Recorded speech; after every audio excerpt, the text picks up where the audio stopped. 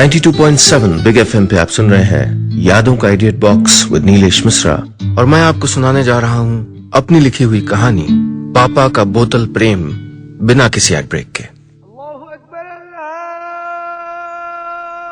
सुबह के 5 बज रहे थे और मैं अपने बिस्तर पे आधा सोया आधा जागा पेट के बल लेटा था। बगल के सिंगल बेड पे मेरा 12 साल का बड़ा भाई आयुष नींद में कुछ बड़बड़ा रहा था। मुझे अक्सर लगता था कि वो मैथ्स में कमजोर होने की खुन्नस नींद में 11 के टेबल्स पढ़ के निकालता था। मैं यूं तो 8 बजे मम्मी के मेरी चादर झटके से हटा देने के बाद ही उठता था, लेकिन आज मैं जानबूझ के पास की मस्जिद की पहली नमाज के साथ ही उठ गया था। मैं असल में एक चौकन्ने सिपाही की तरह न्यूज़पेपर हॉकर का वेट कर रहा था। मैं जानना चाहता था कि कैसे न्यूज़पेपर वाले भैया रोज एकदम सही निशाना मार के 100% एक्यूरेसी के साथ सड़क पे खड़े होके 2 मंजिल ऊपर की बालकनी में न्यूज़पेपर डाल देते हैं। हमारे यहाँ अखबार पहले कभी आता नहीं था। पापा कहते थे कि ये पैसे की बर्बादी है, ऐसा क्या है पेपर में जो टीवी पे नहीं दिखता। लेकिन 1 महीने से दादा दादी याद शहर आए हुए थे और उनको रोज चाय के साथ अखबार मिलना जरूरी था। दादाजी को 2 पेज खास करके पसंद थे। पेज नंबर 7 जिसमें एडिटोरियल आता था और पेज नंबर 13 जिसमें दिमाग को टेढ़े मेढ़े कर देने वाले पजल्स और किसी ज्योतिषी की भविष्यवाणी आती थी। दादाजी को ज्योतिष या एस्ट्रोलॉजी का बड़ा शौक था। पिछली बार आए थे तो इसी ज्योतिष के कॉलम की रोज धज्जियां उड़ा देते थे। कहते कि ये क्या बकवास लिख रहा है, कुछ ज्ञान नहीं है इसको। बल्कि उन्होंने उस बार पेपर के एडिटर को एक गुस्से भरी चिट्ठी भी लिख डाली थी उस ज्योतिषी की गलतियां बताते हुए। लेकिन इस बार कुछ दिन से अखबार में ज्योतिष के कॉलम में कोई नुक्स नहीं निकाल रहे थे। दादाजी मुझे बड़े अच्छे लगते थे, दादी भी अच्छी लगती थी, लेकिन दादाजी मेरे हीरो थे। मैं अक्सर सोचता था काश पापा भी दादाजी जैसे होते। दादाजी मेरी छोटी सी बेवकूफी भरी दुनिया को समझते थे, मुझसे मेरे बराबर का, मेरा हम उम्र होके मिलते थे। एक दिन कमरे में आ गए जब मैं पूरी कंसंट्रेशन के साथ अपनी टी शर्ट की बांह ऊपर उठा के अपने पतले पतले बाजुओं के बाइसेप्स मसल्स की गोलाई एक धागे से नाप रहा था। अचानक दादाजी को दरवाजे पे खड़ा देखा। मुझे लगा कि जैसा पापा कहते दादाजी भी मुझ पे हंसेंगे, डांटेंगे, कहेंगे चलो पढ़ाई करो, जब देखो बेकार के काम में लगे रहते हो। लेकिन दादाजी पास आए, मेरे हाथ से धागा लिया और बोले लाओ ज्योमेट्री बॉक्स से स्केल निकालो, नापते हैं। यार ये तो 4 इंच भी नहीं है। कल से थोड़ा दूध और पियो वरना अपने क्लास वालों से पीछे रह जाओगे, और चना खाया करो। मैंने कहा दादाजी तब 5 इंच के हो जाएंगे मेरे बाइसेप्स, राहुल के ऑलरेडी 5 इंच के हो गए। तब तक तो मैं 10 साल का हो गया था। मम्मी कहती थी बिग बॉय हो गया हूं। लेकिन जब छोटा था तब पापा भी ऐसे ही मुझको एक दोस्त की तरह लगते थे। वो ऑफिस से आते टाइम बाजार से मेरे लिए रोज गोल गोल ऑरेंज टॉफी लेके आते थे। संडे को हमको घुमाने ले जाते थे। बुढ़िया के बाल जानते हैं आप, जिसे अब कैंडी फ्लॉस कहते हैं, वो बुढ़िया के बाल खिलाते थे। लेकिन 2 साल से पापा बदलने लगे थे। जब से वो जोर जोर से बोलने वाले अग्रवाल अंकल हमारे घर के पास रहने आए थे, पापा उनके साथ काफी टाइम बिताने लगे थे। अब रोज टॉफी वाली दुकान के बाद उससे 2 दुकान छोड़ के सिटी वाइन शॉप में भी जाने लगे थे। वहां ऑफिस से लौटते न जाने कितने अंकल भीड़ लगा के खड़े रहते थे। पापा घर आते, अपने कमरे में जाते और मैंने कई बार देखा था कि वो अपने बैग से मुझको देने के लिए टॉफी के अलावा काले प्लास्टिक के लिफाफे में लिपटा कुछ निकाल के लकड़ी वाली अलमारी में अपनी कमीजों के पीछे रख देते थे। पापा जानते नहीं थे, लेकिन मैंने दादाजी को दादी और मम्मी से कहते हुए सुन लिया था चाहे जितने महीने लग जाएं, दादाजी इस बार वापस जाने वाले नहीं थे जब तक उनका काम न पूरा हो जाए। जैसे मुझको अपने बाइसेप्स को दूध पी पी के 5 इंच करना था, दादाजी का 1 पॉइंट एजेंडा था, अपने बेटे यानी मेरे पापा का बोतल प्रेम छुड़ाना। आप सुन रहे हैं यादों का edit box with Nilesh Mishra, सिर्फ 92.7 बिग एफएम पे।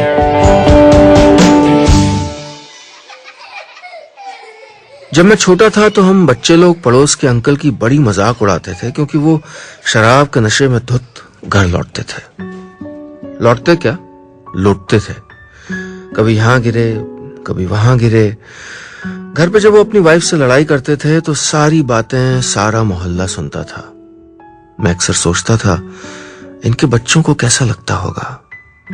शराबी पापा, कैसे होते होंगे शराबी पापाओं के बच्चे। जब और बच्चे पीठ पीछे उनके पापाओं की हंसी उड़ाते होंगे, तब उनको कैसा लगता होगा। जब वो शराब के नशे में उनकी मम्मियों पे हाथ उठाते होंगे, तब उन बच्चों को कैसा लगता होगा। जब वो पापा पापा नहीं सिर्फ एक मजाक रह जाते होंगे, तब उनको कैसा लगता होगा। मेरे पापा अभी लड़खड़ाते हुए सड़कों पे गिरते नहीं थे। अपनी लत को बाकी परिवार से छिपाने के तरीके उनको आते थे, या फिर वो सोचते थे कि उनको आते थे, क्योंकि उनकी जबान को लड़खड़ाते सुना था मैंने। उनकी आंखों में जो उभर आती थी, उन लाल लकीरों को देखा था मैंने। उनके कोट से आती महक को पहचानने लगा था मैं। शराब की लत के कारण पापा अपने परिवार को भूलने लगे थे, और मम्मियां जैसे सारे परिवारों की गलतियां, बुराइयां, कमजोरियां, ऐब खूबसूरती से छुपाती हैं, वैसे ही मेरी मम्मी ये भी छुपाती रहती थी। मैं सिर्फ 10 साल का था, पर सब समझता था कि वो जब अक्सर बिन बात पे हंस देती थी, तो क्यों उनकी आंखें रोई रोई रहती थीं। मेरे पापा नकुल अग्निहोत्री म्यूनिसिपल कॉर्पोरेशन में अकाउंट्स डिपार्टमेंट में थे। नंबरों से खेलना उनका शौक था। जब वो बच्चे थे, तब से मैथ्स में सबसे तेज जो थे। अपनी क्लास में हमेशा फर्स्ट आते थे, कभी किसी से हारे नहीं थे। लेकिन अब खुद से हार रहे थे, शराब की बोतल से हार रहे थे। अपने गांव से बहुत साल पहले याद शहर आने वाले सीधे सादे, मेहनत की खाने वाले, परिवार से प्यार करने वाले मेरे पापा न जाने कब एक शराबी बन गए थे। ऑफिस में बॉस ने कई बार वार्निंग भी दी थी कि अगली बार ऑफिस में शराब पीते हुए पकड़े गए तो सस्पेंड कर दूंगा।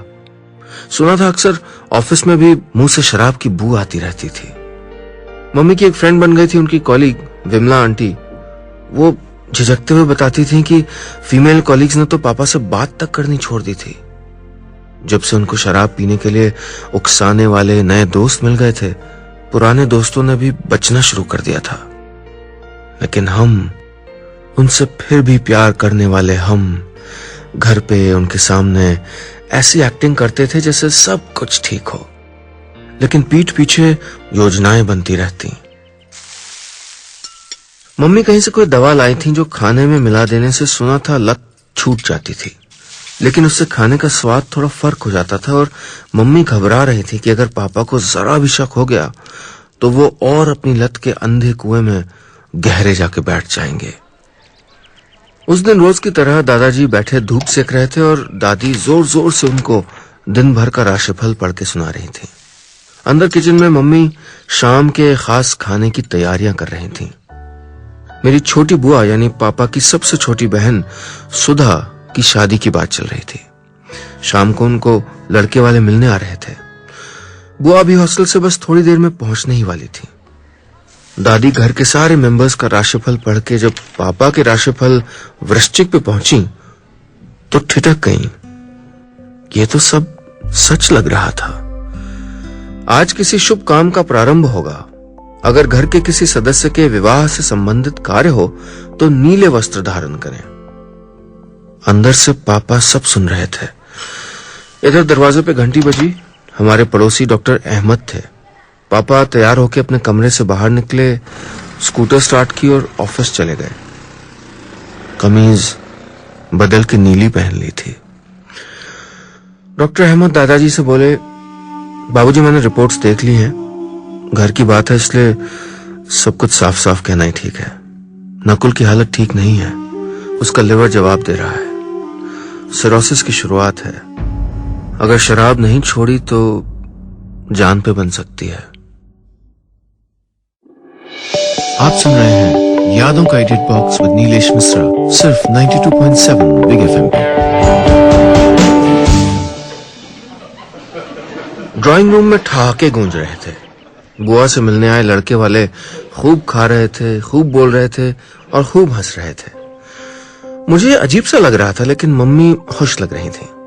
लड़के वालों का खुश होना पिछली 3 बार की मुलाकातों में नहीं हुआ था। 3 और लड़के आ चुके थे घर। तीनों ने शादी के लिए मना कर दिया था। पापा की शराब की आदत की खबरें पहुंच चुकी थी उन तक, और शायद ये सोचते होंगे, जो सही भी था, कि दहेज की उनकी भूख पूरी नहीं कर पाएंगे हम लोग। 2 को कुंडली में कुछ दोष नजर आया। गुस्सा आता है जब अब पलट के देखता हूं उन दिनों की ओर, लेकिन तब भी मेरा मन सोचता था, ये लड़के वाले ही क्यों आते हैं बुआ को देखने? बुआ, मम्मी, पापा, मैं और भाई क्यों नहीं जा सकते लड़के को देखने? ये तो एग्जाम के रिजल्ट्स की तरह हुआ ना। उन्हें ये पावर किसने दिया कि 1 घंटा मिलके मेरी बुआ को फेल कर दें? कैसा लगता होगा बुआ को, या किसी भी लड़की को, ऐसे रिजेक्ट होने के बाद? वो कौन होते थे रिजेक्ट करने वाले? वो क्या परफेक्ट थे? मैं भी इंटरव्यू करना चाहता था लड़के का, मैं भी उसको फेल करना चाहता था। उस दिन लड़के के पापा ने पूछा, अग्निहोत्री जी नहीं आए? पापा तब तक ऑफिस से आए नहीं थे और सब लोग यही मना रहे थे कि शराब पी के लड़खड़ाते आने से तो भला यही है कि वो लड़की वालों के सामने ना ही आए, कोई बहाना बना लिया जाएगा। इस बीच पकौड़े हिट हो गए थे और बाद में मम्मी के हाथ की कढ़ी तो सुपर हिट। लड़के के पापा ने डिनर के बाद कॉफी का मग उठाते उठाते बुआ को कह दिया, बेटी, अगर आप अपनी माँ के आधे भी गुण सीख पाई हैं तो आपसे अच्छी बहू हमको कहीं नहीं मिल सकती। मिसेस अग्निहोत्री, भाई अब जल्दी से शादी की तारीख निकलवाते हैं और ऐसा जबरदस्त खाना खाने के लिए हमको दोबारा बुलवाइए। फिर ड्राइंग रूम हंसी से भर गया। तभी बाहर स्कूटर आके रुका। पापा घर वापस आ गए थे। थैंक गॉड शराब की बोतल आज आंखों या जबान से नहीं बोल रही थी, कम पी थी, शायद मेहमानों का लिहाज करके। मेहमानों के जाने के बाद मुस्कुरा के बोले, मैंने नीली कमीज पहनी थी ना, इसलिए बात पक्की हुई है। सब हंस पड़े। बड़े दिनों के बाद पापा के साथ हंस रहा था ये परिवार। कुछ हफ्ते और गुजर गए। मैं अब रोज जल्दी उठने लगा था। रोज सुबह अखबार वाले भैया को निशाना साध के पेपर फेंकते हुए देखना जो था। बड़े भाई आयुष का नींद में बड़बड़ाना अभी कम नहीं हुआ था, बल्कि बढ़ गया था। लेकिन अब मुझको लगता था कि वो 11 के टेबल्स नहीं, नींद में किसी लड़की का नाम लेता हुआ उससे बातें करता था। मैंने सोच रखा था कि जैसे ही दिवाली पे घर के लोगों से कुछ कमाई होगी, मैं एक छोटा सा टेप रिकॉर्डर खरीद लूंगा और उसमें आयुष का लड़कियों का नाम लेके यूं बड़बड़ाना रिकॉर्ड करके उसको ब्लैकमेल करूंगा। इस बीच मेरे बाइसेप्स मसल्स 4 से 4.25 इंच होने को भी तैयार नहीं थे। मैं रोज दूध पी रहा था, लेकिन कुछ फल नहीं दिख रहा था। अब राशिफल वाला पेज पढ़ना जैसे रोज का खेल हो गया था। मुझे ये अपने पजल्स वाले सेक्शन की तरह ही लगता था। मैं घर के हर मेंबर के बारे में भविष्यवाणी पढ़ता और उसको उनके जीवन में फिट करने की कोशिश करता। कई बार बात अगर सही नहीं भी बैठती तो बिठाने की कोशिश करता। बुआ, पता है आपके राशिफल में लिखा है कि आपको इस महीने पानी के नजदीक नहीं जाना चाहिए। कुछ दिन और रुक जाओ ना मेरे पास, आपके हॉस्टल से नदी दिखती है ना। मम्मी, पता है आपके राशिफल में लिखा है कि आप इस हफ्ते गरीबों को दान करें तो आपका कल्याण होगा। मेरी पॉकेट मनी खत्म हो गई है ना, देखो ना मैं कितना गरीब हो गया हूँ। दादाजी, पता है मेरे राशिफल में लिखा है कि मेरी स्वास्थ्य संबंधी सारी चिंताएं दूर हो जाएंगी। क्या इसका ये मतलब है कि मेरे बाइसेप्स 6 इंच के भी हो सकते हैं? और मैं ये किसी से कहता नहीं था, लेकिन रोज राशिफल वाले कॉलम में सबसे पहले पापा वाली भविष्यवाणी पढ़ता था। रोज यही सोचता था कि किसी दिन तो ज्योतिषी जी ये कहेंगे कि इस हफ्ते आपकी शराब की लत छूट जाएगी। इस हफ्ते आप फिर से प्रत्युष के वही पापा बन जाएंगे जो कहीं गुम हो गए थे। आप सुन रहे हैं यादों का edit box with Nilesh Mishra, सिर्फ 92.7 बिग एफएम पे। नीली कमीज वाली बात भविष्यवाणी में सही क्या निकली? पापा तो बस जैसे भगवत गीता की तरह अखबार के भविष्यवाणी वाले कॉलम में विश्वास करने लगे थे। रोज राशिफल वाले कॉलम से अपने दिन के बारे में सुन के ही ऑफिस जाते। कभी मंदिर में गरीब की मदद करने के लिए लिखा होता, कभी सोमवार का व्रत रखने को। पापा दिन में 2 बार पूरी श्रद्धा से बोतल चढ़ाते और बाकी वक्त राशिफल में जो लिखा होता पूरी श्रद्धा से करते। और उनकी पीठ पीछे उनकी बूढ़ी माँ, मेरी दादी, जिसने इस उम्र में परपोते और परपोती खिलाने के सपने देखे थे, वो गांव से लाई बेटे की शराब छुड़ाने की तरकीबें इस्तेमाल करती रहती। कभी कोई ताबीज, कभी तकिया के नीचे लोहे का टुकड़ा, कभी दूध में मिला कोई पाउडर, कभी बस पूरे दिल से की गई प्रार्थना। दिन रात यही सोचती रहती, भगवान मेरे बेटे की शराब छुड़वा दे, जिंदगी नहीं। बाबूजी, आज क्या लिखा है राशिफल में? पापा की ऊपर के कमरे से आवाज आई। दादाजी का कोई जवाब नहीं आया। सुबह से चुपचाप ही बैठे थे। सामने अखबार के बगल में कागजों का एक और ढेर रखा था, पापा की मेडिकल रिपोर्ट्स। अभी अभी पड़ोस के डॉक्टर अहमद दे के गए थे। सीढ़ियों से अपने बेटे को नीचे आते सुना तो कोई खामोश छुपा हुआ आंसू जल्दी से अपने सफेद कुर्ते में पोंछ लिया और 13 नंबर पन्ना खोल के बैठ गए। हाँ बाबूजी, क्या लिखा है आज? दादाजी ने कांपते हाथों को स्थिर रखने की कोशिश की, फिर बोले, वृश्चिक, आज आपका दिन अच्छा जाएगा। मित्रों की अच्छी आदतें सीखें और बुरी आदतों से सावधान रहें। आज के दिन उधार लेने और देने से बचें। परिवार के किसी सदस्य से संबंधित अच्छी खबर सुनने को मिल सकती है। पापा पलट के जाने लगे कि दादाजी ने कहा, नन्नू बैठो। दादाजी समझ गए थे कि इस लत पे अब पीछे से नहीं, सामने से वार करना होगा। पापा भी जानते थे कि मामला क्या है। बोले, बाबूजी, दफ्तर के लिए देर हो रही है, वो शाम को तुम बात करने की हालत में नहीं रहते हो नकुल। पहली बार बाबूजी की आवाज में एक मजबूर नाराजगी थी। दादी पूजा करके अभी अभी अपने कमरे से बाहर आई थी। मेरी उम्र का तो कुछ लिहाज कर ले नन्नू, शराब छोड़ दे, वो बोली। दादाजी ने पापा की ओर देखा और बोले, ये बैरिस्टर ब्रह्मदत्त अग्निहोत्री का खानदान है, हमारे यहाँ शराबी नहीं पैदा होते। ओफो बाबूजी, दोस्तों के साथ थोड़ा हंसी मजाक नाश्ता पानी क्या कर लिया, आप लोगों ने तो शराबी बना दिया, हद है। और गुस्से में अपने असली चेहरे से मुंह चुराते हुए पापा स्कूटर की ओर चल दिए। बाकी कुछ सच हो ना हो, शाम तक जैसा राशिफल ने कहा था, एक अच्छी खबर आ ही गई।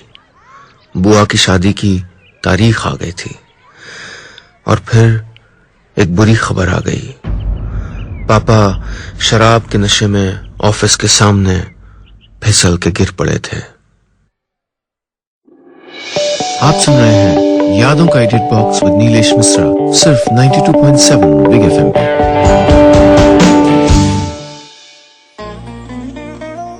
उस रात दादाजी रोए थे। मैं जानता हूं, क्योंकि जब मैं उनको उनके कमरे में पानी देने गया तो उनके नजर दूसरी तरफ करने के बावजूद मैंने उनकी आंखें देख ली थी। बाद में दादी और मम्मी से उनको कहते हुए सुना, अग्निहोत्री खानदान की जिंदगी में शर्म के मौके 3 बार आए थे।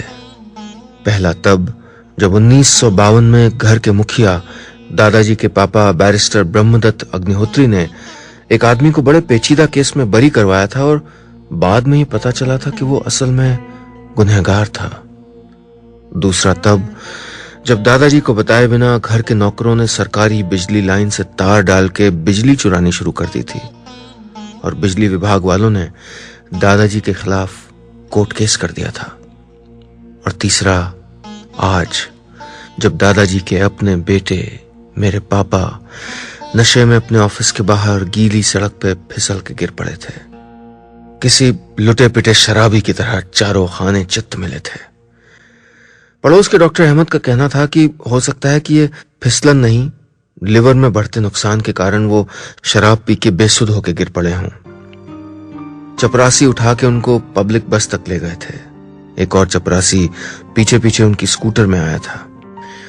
नशा इतना ज्यादा नहीं था जितनी शर्म थी। पैर में हेयरलाइन फ्रैक्चर हो गया था। डॉक्टर ने बेड रेस्ट की सलाह दी थी। दफ्तर जाते थे तो पूरी आजादी थी, जो चाहे करो, जब चाहे बाथरूम या स्टोर रूम में जाके शराब पी लो। लेकिन अब तो वो 24 घंटे घर पे थे, जैसे 10 खुफिया कैमरा घर के कोने कोने में लगे हों, ऐसा महसूस करते थे वो। उनको लगता था जैसे जागते सोते उनके परिवार के सारे लोग बस इस चीज पे निगाह रखे हुए थे कि वो क्या कर रहे हैं। ये सच भी था। घर के सारे लोग सचमुच यही ताड़ते रहते थे कि पापा कहीं शराब तो नहीं पी रहे। लेकिन हेड डिटेक्टिव दादाजी का सख्त आदेश था कि एक तो शराब की बात घर पे ना हो, और दूसरा अगर पापा शराब पीते हुए दिख भी जाएं तो कोई कुछ कहे ना। सबसे दादाजी डेली रिपोर्ट लेते थे। दादाजी कहते, शराब की लत एक बीमारी है। नकुल को शराब के कारण अपमानित मत करो, उसे इस बीमारी से निकलने में मदद करेंगे हम। लेकिन जब तक वो खुद न चाहे, कोई तावीज, कोई दवा थोड़े काम कर सकती है। रोज दादी या दादाजी पापा को हमेशा की तरह राशिफल पढ़ के सुनाते थे। पापा को अब राशिफल में गहरा यकीन होने लगा था। उसमें जो लिखा होता अक्सर उनकी अपनी जिंदगी से वो पूरी तरह मेल खाता था। एक दिन अखबार से चुपके से पता लेके पापा ने ज्योतिषी को एक चिट्ठी लिख दी थी। ये हमको बाद में पता चला। अपने व्यक्तिगत सवाल भी लोग उस ज्योतिषी से पूछ सकते थे और लिखने वाले का नाम बिना छापे उन जवाबों को प्रकाशित किया जाता था। पापा ने पूछा था, आदरणीय ज्योतिषी जी, अपनी कुंडली आपको भेज रहा हूं। क्या मेरी छोटी बहन खुश रहेगी? और मेरा क्या भविष्य है? क्या मैं पोती या पोते का मुंह देखने तक जीवित रह पाऊंगा? आप सुन रहे हैं यादों का edit box with Nilesh Mishra, सिर्फ 92.7 बिग एफएम पे। वृश्चिक। एक दिन दादाजी ने पढ़ा, परिवार में विवाह या जन्मदिन या मुंडन जैसे किसी शुभ कार्य की तैयारी सुचारू रूप से होगी। दोस्तों, ये राशिफल वगैरह में मैं खुद तो विश्वास नहीं करता हूं, लेकिन जो करते हैं उनकी आस्था का आदर भी करता हूं, उनका हक है ये। अब मेरे ख्याल से तो किसी को राशिफल पढ़ने की जरूरत नहीं है ये जानने के लिए कि घर में शादी की तैयारियां जोर शोर से चल रही होंगी। अरे भाई, शादी की तैयारियां कभी धीमे धीमे चलती हैं क्या? लेकिन पापा का कमजोर मन अपने हाथों से फिसलती जिंदगी को राशिफल की डोर से थाम लेना चाह रहा था। अपने दिशाहीन जीवन की दिशा उस अखबार के पन्ने पे ढूंढने लगा था। शराब के बाद पापा की सबसे बड़ी लत बन गया था ये राशिफल। रोज वो ज्योतिषी को भेजे गए अपने सवाल के जवाब का इंतजार करते। अक्सर अगर राशिफल में लिखा हुआ उनके जीवन से मेल नहीं खाता तो भी उसको वो खुद से जोड़ने की कोशिश करते। दादी दादाजी से कहती, राशिफल पे इसका विश्वास कुछ हद से ज्यादा होता जा रहा है, इसका भी इलाज ना कराना पड़े। पापा अपने कमरे में पड़े पड़े सोचा करते। शायद ये सोचते होंगे कि कितना कुछ देख नहीं पाए थे वो शराब के कारण। शायद पापा भी शराब छोड़ना चाहते थे, लेकिन शराब उनको नहीं छोड़ रही थी। एक दिन अखबार के राशिफल वाले कॉलम में पापा को वो मिल गया जिसका वो कब से इंतजार कर रहे थे। ज्योतिषी को भेजे गए अपने सवाल का जवाब। सीधा सवाल भेजा था, इसलिए जवाब भी सीधा आया था। आपकी बेटी का भविष्य उज्जवल है और वो बेहद खुश रहेगी, किंतु अगर आपने जुए या शराब की लत न छोड़ी तो कन्यादान नहीं कर पाएंगे। उस शाम पापा बड़ी देर तक छत पे चुपचाप खड़े रहे। अगले दिन नौकर ने बताया, उनके कमरे में बिस्तर के नीचे बोतल के बगल में रखे ग्लास से शराब की बू नहीं आ रही थी। 4 दिन बाद तक उस ग्लास में शराब की एक बूंद तक नहीं दिखी। 1 महीने बाद बुआ की शादी से ठीक 1 हफ्ते पहले जब पापा ने शराब छोड़ दी थी, दादाजी के कमरे की मेज पे 2 लिफाफे रखे थे। एक में पापा की मेडिकल रिपोर्ट थी। जब से उन्होंने शराब छोड़ी थी, सेहत में लगातार सुधार हो रहा था। और दूसरा लिफाफा हमारे अखबार के दफ्तर से था, फटा हुआ आया था। अंदर एक चिट्ठी थी। प्रिय अग्निहोत्री जी, ये 1500 रुपए का चेक पारिश्रमिक के तौर पे स्वीकार करें, इस महीने का ज्योतिष का कॉलम लिखने के लिए। बस इतनी सी थी कहानी।